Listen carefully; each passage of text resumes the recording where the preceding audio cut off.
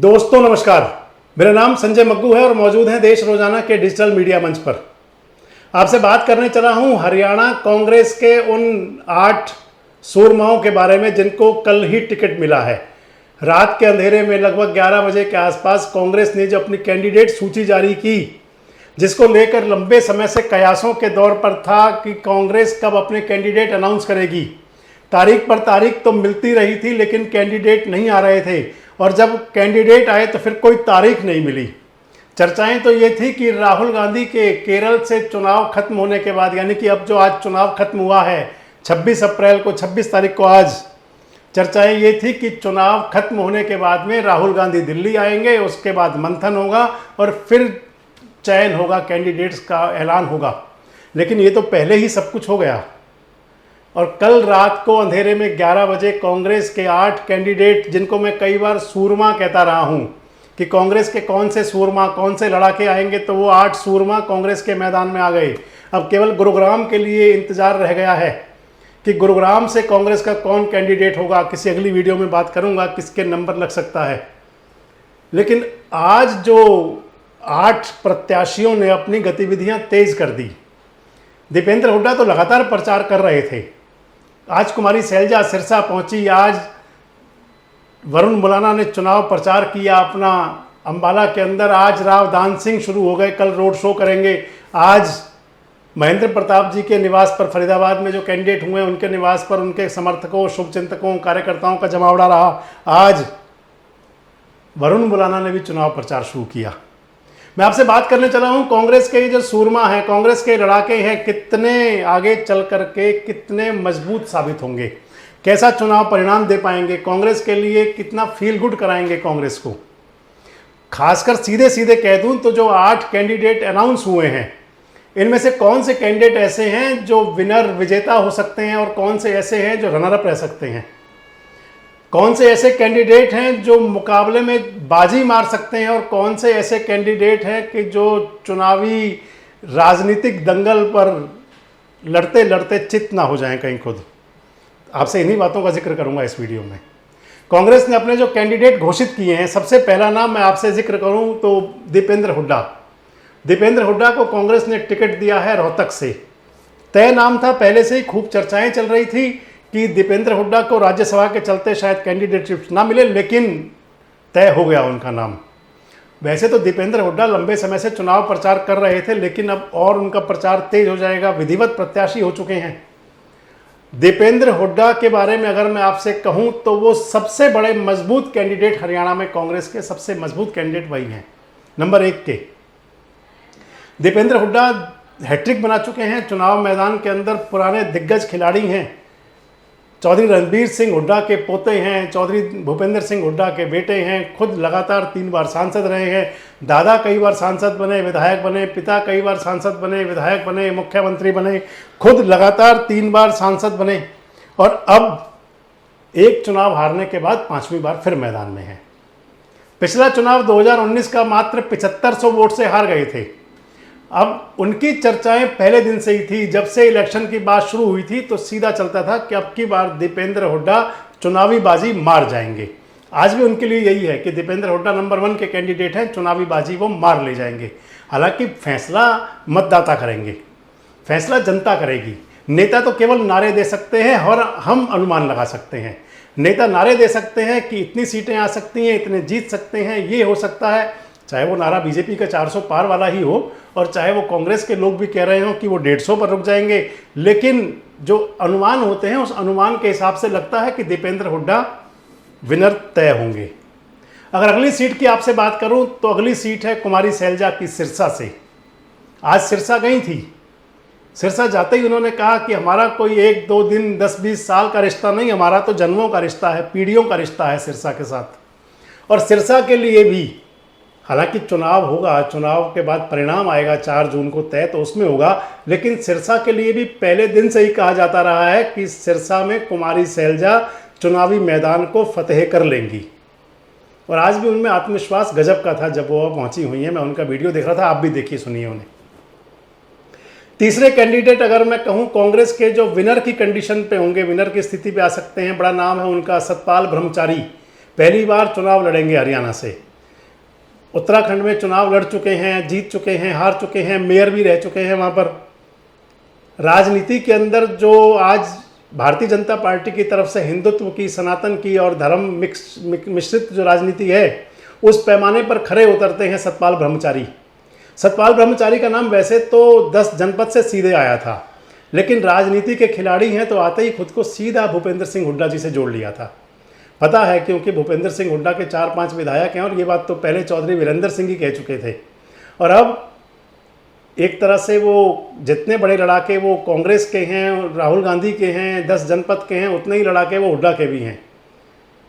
Social media के कुछ उनसे पत्रकारों से बातचीत में उन्होंने कहा था कि भूपेंद्र सिंह हुड्डा का सिपाही हूँ। आपको बता दूं कि मोहनलाल बड़ौली जो बीजेपी के कैंडिडेट हुए हैं, उनका विरोध भी है, रमेश कौशिक के टिकट मिलने का वजह भी रहेगी। और सबसे मेन बात यह है कि पिछले चुनाव के अंदर 2019 में जब भूपेंद्र सिंह हुड्डा हारे थे तो उन्हें बड़ी दिक्कत जींद से आई थी। अब ये सतपाल ब्रह्मचारी उसमें सेतु का काम कर लेंगे, जींद और सोनीपत जिले को। तो सतपाल ब्रह्मचारी की सीट भी, सोनीपत भी कांग्रेस के लिए विनर सीट मानी जा रही है। सीट जीत सकते हैं, अनुमान ऐसे हैं, कयास ऐसे हैं। अगर अगली बात आपसे करूं तो फिर वरुण मुराना की बात करेंगे आपसे, अंबाला को लेकर के। बंतो कटारिया कैंडिडेट हैं वहां पर, बंतो कटारिया को टिकट मिल चुका है। रतनलाल कटारिया जी की धर्मपत्नी हैं।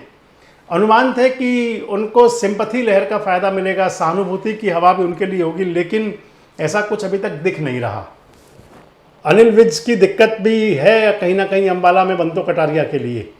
वरुण मुराना पुराने वहाँ पर खिलाड़ी हैं, हालांकि खुद तो यंग हैं, नए नेता हैं, लेकिन इसके साथ ये जरूर है कि वो बेटे हैं फूलचंद मुलाना के। फूलचंद मुलाना कांग्रेस के प्रदेश अध्यक्ष भी रहे हैं, प्रदेश के शिक्षा मंत्री भी रहे हैं। उनकी चौधरी भजनलाल से भी अच्छी बनती थी, उनकी हुड्डा साहब से भी अच्छी बनती थी। और अब वरुण मुलाना के पक्ष में एक चीज़ और है कि अंबाला में आपको सारे जो कांग्रेस के गुट हैं इकट्ठे प्रचार करते हुए दिख सकते हैं। वरुण मुलाना के पक्ष में एक बात ये भी है कि जितने वो हुड्डा साहब के नज़दीक हैं, उतनी ही उन्होंने शैलजा से भी आंख बिगाड़ी हुई नहीं है। अंबाला की सीट वैसे तो शहरी सीट है, अंबाला, यमुनानगर और पंचकुला ज़िले उसमें आते हैं। शहरी क्षेत्र में भारतीय जनता पार्टी का असर ठीक है, लेकिन इसके बावजूद भी कई फैक्टर हैं जिसके अंदर वरुण मुकाबला आपको तगड़ा मुकाबला करते दिखेंगे। वो विनर होते हैं या रनर अप होते हैं ये ज़रूर है, लेकिन मुकाबला बड़ा अच्छा होगा। अगर अगली सीट की बात करूं तो अंबाला को आप मान के चलें कि ये फंसी हुई सीट है, यहाँ पे सख्त मुकाबला होगा। अगली सीट की आपसे बात करूं तो फिर हिसार की बात कर लेते हैं। ब्रजेंद्र सिंह, चंद्रमोहन, चंद्र प्रकाश IAS, रामनिवास घोडेला, कई नाम चले और उसके बाद अंतोगत्वा फाइनल हुआ जेपी। हुड्डा साहब चला गए अपनी और जेपी को टिकट दिलवा गए। जयप्रकाश जी के लिए एक बात कही जाती है कि उन्हें चुनाव लड़ना आता है। जेपी के लिए एक बात कही जाती है कि वो चुनाव उठा लेते हैं कि चुनाव उठना कैसे है।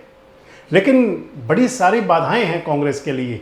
जेपी पूरी तरह से हुड्डा साहब के नज़दीक हैं, लेकिन जेपी के साथ जो दिक्कत है वो ये है कि क्या उनको चौधरी भजनलाल परिवार का सहयोग मिलेगा, क्या उनको कुमारी शैलजा समर्थन करेंगी, क्या उनको बृजेंद्र सिंह, चौधरी वीरेंद्र सिंह समर्थन देंगे, क्या उनको कांग्रेस के तमाम जो और धुर हैं वो सब साथ देंगे, हुड्डा साहब कितने प्रभावी होंगे। यहाँ पर तय है कि हिसार लोकसभा क्षेत्र में मुकाबला बहुत कांटे का होगा।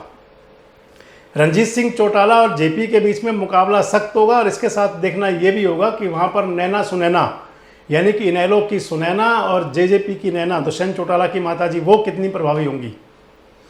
फैक्टर रहेगा उनका भी, और इसलिए मैं मान के चल रहा हूँ कि हिसार में मुकाबला बहुत टफ हो सकता है। अगर अगली लोकसभा की बात करूँ तो करनाल की बात कर लेते हैं। करनाल का चुनाव कुछ आप ऐसा मान के चलें कि 31 साल का कैंडिडेट और 31 साल का अनुभव, मनोहर लाल के पास 31 साल का अनुभव है, जो बीजेपी के कैंडिडेट हैं 31 साल से भी ज़्यादा का अनुभव होगा। 9 साल मुख्यमंत्री रहे हरियाणा के, बीजेपी के संगठन मंत्री रहे हैं, RSS की पाठशाला से निकले थे, करनाल से विधायक रहे हैं। करनाल लोकसभा से संजय भाटिया पिछली बार हिंदुस्तान में तीसरे नंबर पर उनकी विनिंग जीत थी। हरियाणा नंबर 1 था, 7.25 लाख वोट से चुनाव जीते थे लगभग। और अब वहाँ पर दिव्यांशु बुद्धि राजा को उतारा है कांग्रेस ने। कई नाम चले थे, कुलदीप शर्मा, चाणक्य पंडित, उसके बाद में जब उन दोनों पर बात नहीं बनी तो फिर बीच में नाम आया था करनाल लोकसभा के लिए मराठा साहब का, वीरेंद्र सिंह राठौर का नाम आया था, किसी नाम पर बात नहीं बनी और नाम फाइनल हुआ वो जो कल से हवाओं में रेंगना शुरू हुआ था, दिव्यांशु बुद्धि राजा का। दिव्यांशु बुद्धि राजा युवा हैं और कांग्रेस ने इस मसले पर खासकर लेकर के करनाल को युवा निशाना साधा है, पंजाबी समाज से आते हैं। दिव्यांशु बुद्धि राजा यूथ कांग्रेस के स्टेट हरियाणा के प्रदेश अध्यक्ष, इससे पहले एनएसयूआई के छात्र राजनीति, उससे पहले पंजाब यूनिवर्सिटी के प्रेसिडेंट, राहुल गांधी की टीम में भी नज़दीक हैं, दीपेंद्र हुड्डा के बहुत करीब माने जाते हैं। पंजाबी वोटर प्लस यूथ, इन सबको देखते हुए वहाँ पर कांग्रेस ने दिव्यांशु बुद्धि राजा को मैदान में उतारा है। बड़ी बात एक जरूर आएगी यहाँ पर कि दिव्यांशु बुद्धि राजा, मैंने अभी कहा कि 31 साल का कैंडिडेट और 31 से ज़्यादा साल का अनुभव, तो ऐसी कोई नई बात नहीं है। कई बार बड़े बड़े अनुभवी नेता चुनाव मैदान पर राजनीति की कुश्ती में, राजनीति के दंगल में चित होते देखे गए हैं। अब दिव्यांशु बुद्धि राजा मनोहर लाल जी के लिए कितना बड़ा वाटरलू साबित होंगे, उनको क्या चित कर पाएंगे, कैसे दावपेच चलेंगे मनोहर लाल अपने पुराने वाले, और उनके बदले में जो दिव्यांशु बुद्धि राजा हैं वो कौन सा दाव लेकर के आएंगे, देखना होगा। लेकिन मजबूत यहाँ पर मनोहर लाल दिखते हैं, पूरी तरह से दिखता है कि मनोहर लाल मजबूत हैं और रनर अप तक रह जाएंगे शायद दिव्यांशु बुद्धि राजा। चुनाव चलेगा तो आगे और चर्चाएं करेंगे आपसे। अगली लोकसभा की सीट आपसे बात करूं तो अगली लोकसभा की सीट की आपसे हम बात कर लेते हैं फरीदाबाद की। फरीदाबाद लोकसभा सीट, कृष्णपाल गुर्जर यहाँ से कैंडिडेट है, तीसरी बार, 2 बार सांसद रहे हैं और मुकाबला है उनके चिर प्रतिद्वंदी जो पुराने उनके प्रतिद्वंदी हैं, दिग्गज नेता है महेंद्र प्रताप, लगभग 78-79 साल के होने जा रहे हैं। वानप्रस्थ की बात करते थे, कांग्रेस पार्टी ने उनको वानप्रस्थ से हटा करके और राजनीति की मुख्य धारा में ला खड़ा किया, टिकट दे दिया है। खुद नहीं चाहते थे चुनाव लड़ना, पहले ये बातें थी। मैंने उनके साथ एक बातचीत की थी बड़ी लंबी उनसे कई मुद्दों पर, तो उन्होंने कहा कि ऑन डिमांड आया हूँ। तो ऑन डिमांड महेंद्र प्रताप आए हैं, कृष्णपाल गुर्जर वहाँ से पहले से कैंडिडेट हैं। कांग्रेस ने समीकरण बहुत सारे साधे होंगे। महेंद्र प्रताप के लिए एक बात तो मैं जरूर कह सकता हूं कि वो दोनों गुटों का, कांग्रेस के जो गुट हैं, आज उनको जो यहाँ के एक बल्लभगढ़ के नेता हैं शैलजा जी के समर्थक, उनकी धर्मपत्नी गई हुई थी बधाई देने के लिए, दोनों गुटों के नेता, हुड्डा गुट भी और दूसरा गुट भी, SRK भी, दोनों इनके साथ कदम ताल करता हुआ दिख सकता है आपको चुनाव में। चुनाव कैसा होगा जब चुनाव शुरू होगा तो बताएंगे, लेकिन वर्तमान में तो यहाँ पर जीत अभी कृष्णपाल 21 दिखाई देते हैं, आगे दिखाई देते हैं। महेंद्र प्रताप कितना मुकाबला करेंगे, गुर्जर मतदाताओं में कितनी सेंध लगाएंगे, जाट मतदाता कितना महेंद्र प्रताप को समर्थन देगा, हुड्डा जी का कितना फैक्टर रहेगा, दलित मतदाता क्या करेंगे, इन सब पर देखना होगा। मोमडन में मुस्लिम मतदाता कहीं कुछ घटेगा तो नहीं, करण सिंह दलाल की क्या भूमिका रहेगी, इन सब पर भी रहेगा। लेकिन मैं वही कह रहा हूँ आपसे कि इनके साथ एक तो तमाम पुराने नेता साथ दिखाई दे सकते हैं। फरीदाबाद जो अर्बन एरिया है, सिटी वाला, वहाँ पर महेंद्र प्रताप के समर्थक आपको मिल सकते हैं। बेवला महाराजपुर से विधायक रहा करते थे, वहाँ की जो सीट है वो 3 जगह बट गई, कुछ NIT में चला गया, कुछ फरीदाबाद में आ गया, कुछ बड़खल में चला गया, कुछ तिगांव में चला गया, मतलब कई जगह बटा। तो देखते हैं मुकाबला कैसा होता है, लेकिन अभी तो हम रनर अप ही मानेंगे उनको, और कृष्णपाल गुर्जर यहाँ पर मजबूत दिखाई देते हैं। अगली बात अगर मैं आपसे करूँ, जो अगला कैंडिडेट है कांग्रेस का इन 8 सीटों में, तो करनाल हो गया, अंबाला हो गया, आपसे बात कर ली। भिवानी महेंद्रगढ़ की बात करते हैं, लास्ट सीट है। भिवानी महेंद्रगढ़ से हमने कई वीडियोस चलाए थे और हमने कहा था कि राव दान सिंह यहाँ से तय हैं, और वही हुआ, राव दान सिंह को टिकट मिला। श्रीमती किरण चौधरी खूब सोनिया जी के दरबार में गई, आज वो अपने कार्यकर्ताओं की बैठक कर रही हैं। कुछ खेला तो नहीं कर देंगी, नज़र रहेगी उस पर, लेकिन ये जरूर है कि चौधरी बंसी लाल का जो परिवार है वो भले ही एक बार हरियाणा विकास पार्टी बनी थी, वापस कांग्रेस में आ गया था।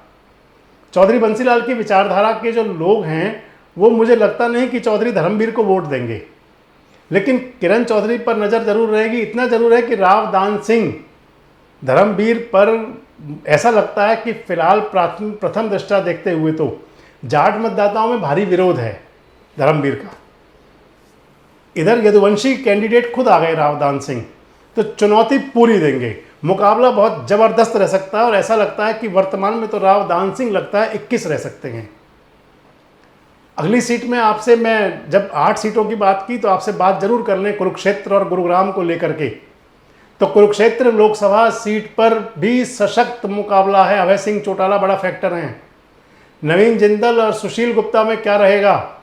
अभय सिंह चौटाला कितनी वोट काटेंगे देखा जरूर जाएगा, लेकिन मुकाबला फिलहाल तो लगता है कि बीजेपी वर्सेस इंडिया अलायंस, यानी कि नवीन जिंदल वर्सेस सुशील गुप्ता। अभय सिंह चौटाला कितने रहेंगे आगे, ये देखने की नज़र जरूर रहेगी कि कहीं इन दोनों के बीच में अभय सिंह चौटाला तो बाजी नहीं मार जाएंगे। इनेलो समर्थक बड़े वहाँ जोश में लबरेज हैं, लेकिन वह मुकाबला दिखता है सशक्त मुकाबला होगा। चुनाव परिणाम अभी कुछ कह नहीं सकते। और अगली बात अगर गुरुग्राम की करूं तो गुरुग्राम लोकसभा के लिए अभी तक हालांकि कांग्रेस ने कैंडिडेट अपना अनाउंस नहीं किया, लेकिन दो ही नाम चल रहे थे, राज बब्बर और कैप्टन अजय यादव। मेरी नज़र में मैं ये समझता हूं कि अब वहां पर कैप्टन अजय यादव 21 हैं, ऊपर हैं। हुड्डा साहब को सारी सीटें मिल गई। और इधर दूसरी बात जो है, कैप्टन अजय यादव के साथ में लालू प्रसाद यादव वाला फैक्टर जुड़ता है, इंडिया गठबंधन वाला। इस लिहाज से कप्तान अजय यादव कैंडिडेट हो सकते हैं, लेकिन मजबूत यहाँ पर अभी राव इंद्रजीत दिखाई देते हैं। राव इंद्रजीत विजयी प्रत्याशी लगते हैं, बहुत आगे दिखाई देते हैं। तो ये 10 सीटों का हरियाणा है, जिनमें से मैंने आपसे 8 की चर्चा उनकी की जिनको टिकट मिल चुके हैं। 9वीं सीट मैंने आपसे कुरुक्षेत्र की और 10वीं गुरुग्राम की बात भी आपसे कर ली। आपको क्या लगता है कि जो हमने आपको जानकारी दी ये कितनी आपको सटीक लगती है? आपको क्या लगता है कि हरियाणा में अब की बार मुकाबला कितना घना होगा? क्या बीजेपी 10 का दम दिखाने वाले दौर में है क्या आप भी? और आपको क्या लगता है कि हरियाणा के क्या कांग्रेस के जो नेता हैं वो भी सभी क्या इस चुनाव में इकट्ठे आप कदम ताल करते दिख सकते हैं?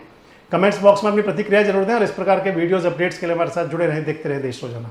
हमारे साथ जुड़े रहने के लिए देखते रहिए देश रोजाना का यूट्यूब चैनल सब्सक्राइब कीजिए। साथ ही देश रोजाना की खबरें सबसे पहले देखने के लिए प्रेस कीजिए बेल आइकन।